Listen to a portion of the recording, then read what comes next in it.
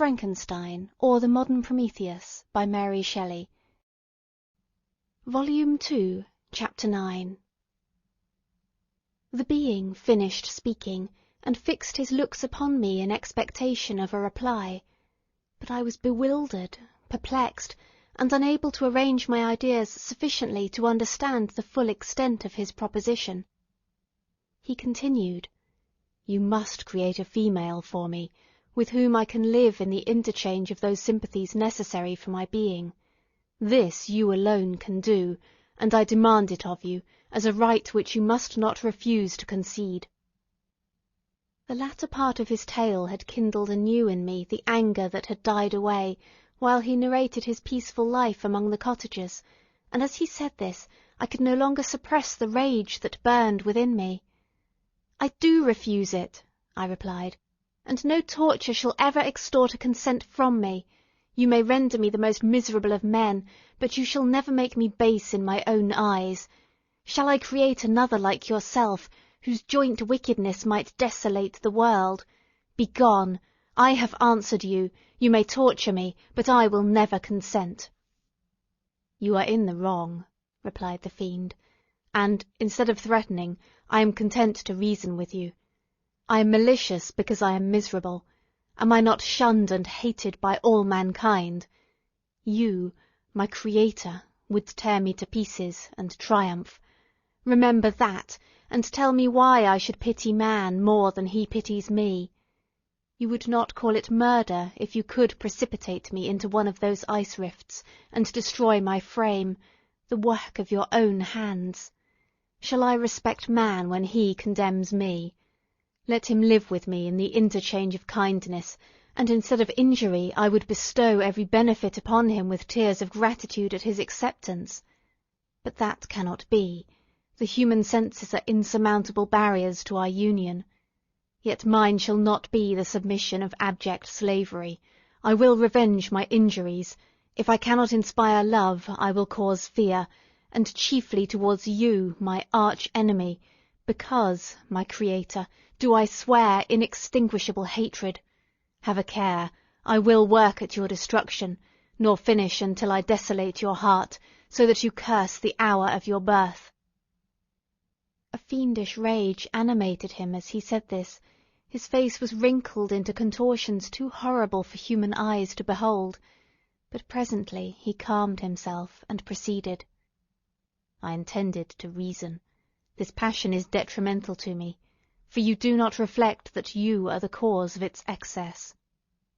If any being felt emotions of benevolence towards me, should return them 100 and 100-fold, for that one creature's sake I would make peace with the whole kind.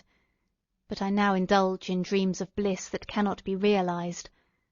What I ask of is reasonable and moderate. I demand a creature of another sex, but as hideous as myself. The gratification is small, but it is all that I can receive, and it shall content me. It is true we shall be monsters, cut off from all the world, but on that account we shall be more attached to one another. Our lives will not be happy, but they will be harmless, and free from the misery I now feel. Oh, my Creator, make me happy. Let me feel gratitude towards you for one benefit. Let me see that I excite the sympathy of some existing thing. Do not deny me my request." I was moved. I shuddered when I thought of the possible consequences of my consent, but I felt that there was some justice in his argument. His tale, and the feelings he now expressed, proved him to be a creature of fine sensations, and did I not, as his maker, owe him all the portion of happiness that it was in my power to bestow? He saw my change of feeling, and continued, "If you consent, neither you nor any other human being shall ever see us again. I will go to the vast wilds of South America. My food is not that of man. I do not destroy the lamb and the kid to glut my appetite.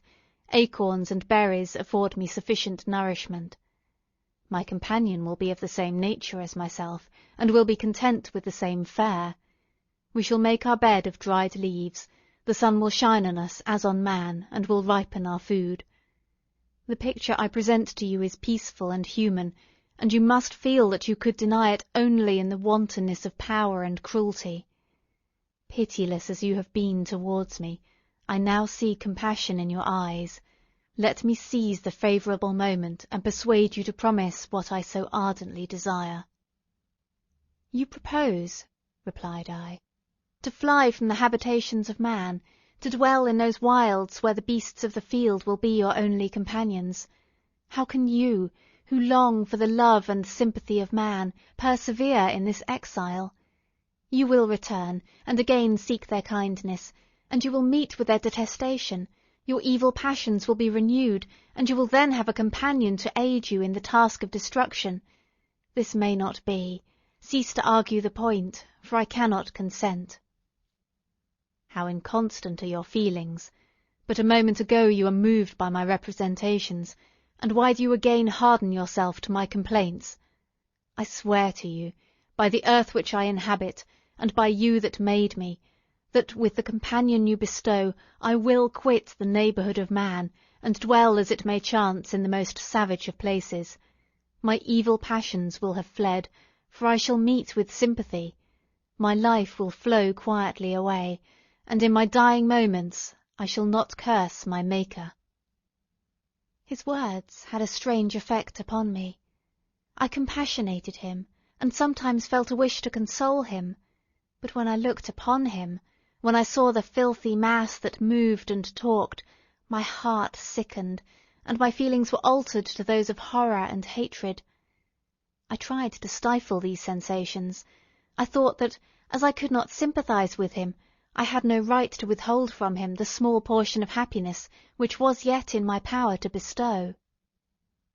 "You swear," I said, "to be harmless, but have you not already shown a degree of malice that should reasonably make me distrust you? May not even this be a feint that will increase your triumph by affording a wider scope for your revenge?" "How is this?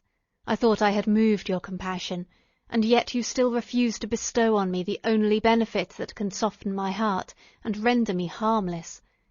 If I have no ties and no affections, hatred and vice must be my portion. The love of another will destroy the cause of my crimes, and I shall become a thing of whose existence everyone will be ignorant. My vices are the children of a forced solitude that I abhor, and my virtues will necessarily arise when I live in communion with an equal. I shall feel the affections of a sensitive being, and become linked to the chain of existence and events from which I am now excluded." I paused some time to reflect on all he had related, and the various arguments which he had employed.